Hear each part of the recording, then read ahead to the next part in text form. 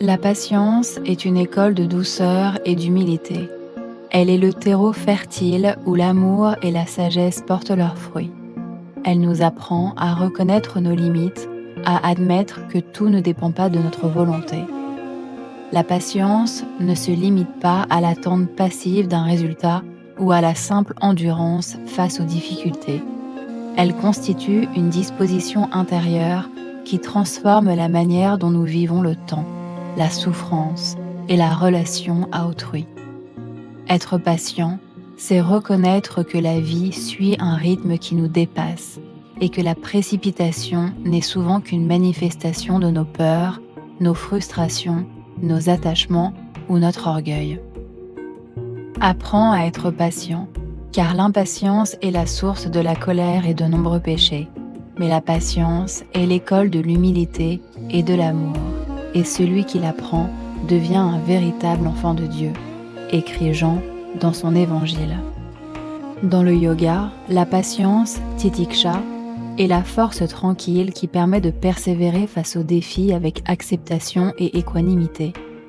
Dans le bouddhisme, la patience est l'un des paramitas, les perfections que développe celui qui recherche l'éveil. Dans la sagesse soufie, la patience consiste à s'abandonner au mouvement de la vie sans résistance inutile. Toutes ces voies convergent vers une même vérité.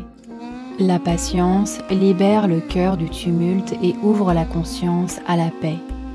La patience est un acte de foi, une confiance silencieuse en ce qui est plus grand que soi.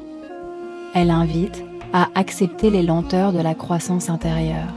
Comme la graine enfouie dans la terre, l'âme a besoin de temps pour germer et s'épanouir. La patience enseigne donc la sagesse du rythme.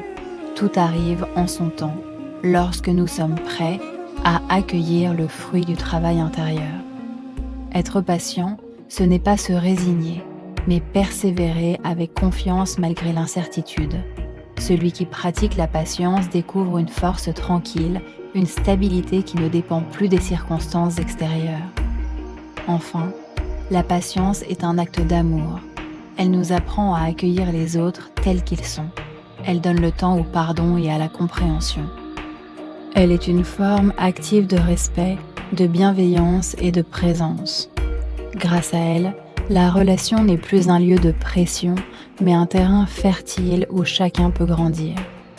En ce sens, elle rend possible la profondeur et l'authenticité de tout lien véritable.